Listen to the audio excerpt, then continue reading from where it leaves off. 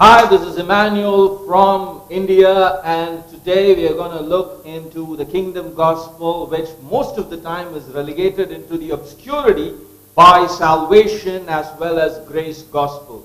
What is the kingdom gospel that we have forgotten? Many a times I get into a church, I get into a meeting, and I only see that people are talking on the topic of grace or salvation, and they start preaching that Jesus came to save the sinners. Yes, of course, it is there. But when you look into the life of Jesus Christ, you can see that he was preaching and teaching about the kingdom of God.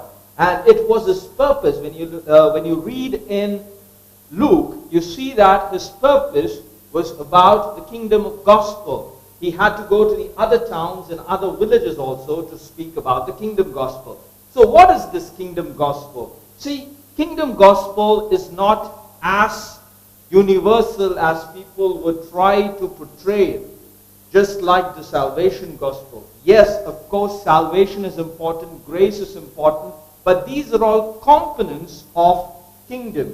And if you do not have that wide-angle shot, the panoramic shot of the kingdom gospel, you will become a pauper and you will not be able to understand what salvation and grace are linked together, how they are linked together, how law and grace are linked together, how faith as well as grace is linked together. So we are going to look only about kingdom in these series of messages.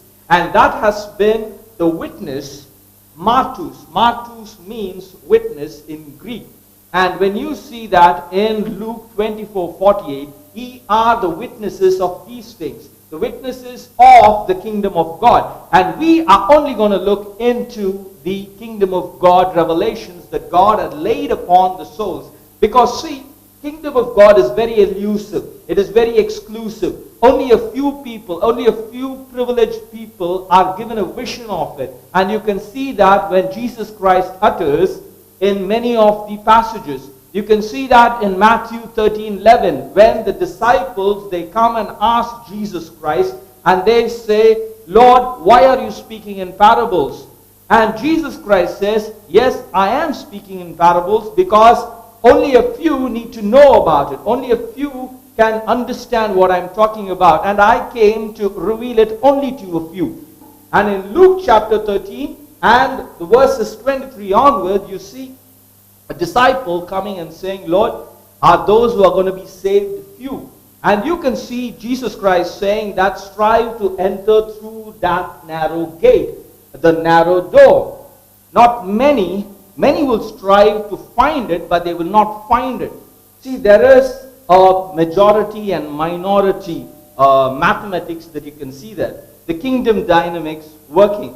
Not many, but a few. There might be many who are baptized. There might be many who walked under the same cloud, who walked through the Red Sea. There might be the same people who would have had the same food, the same manna. They would have drunk the same water from Jesus in the wilderness.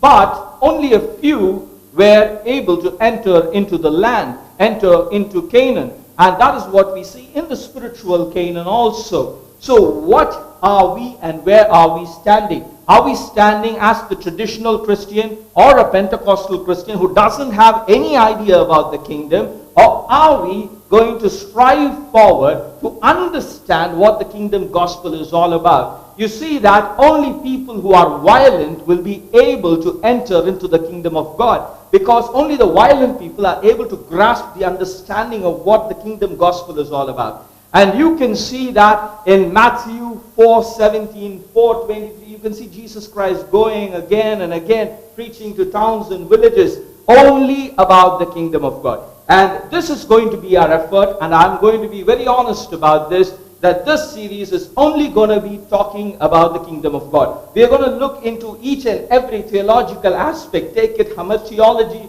or take it as the Trinity, whatever it is, in the light of the kingdom gospel. Because if you're not looking into the kingdom of gospel, if you're not able to focus everything through the kingdom gospel or shed light over any matter through the kingdom gospel, you would be a pauper. So in this series, we are going to look only through the phenomenon, about the phenomenon of the kingdom of God and nothing else. And we are going to go in a stage-by-stage process and able to understand what Jesus Christ is talking about.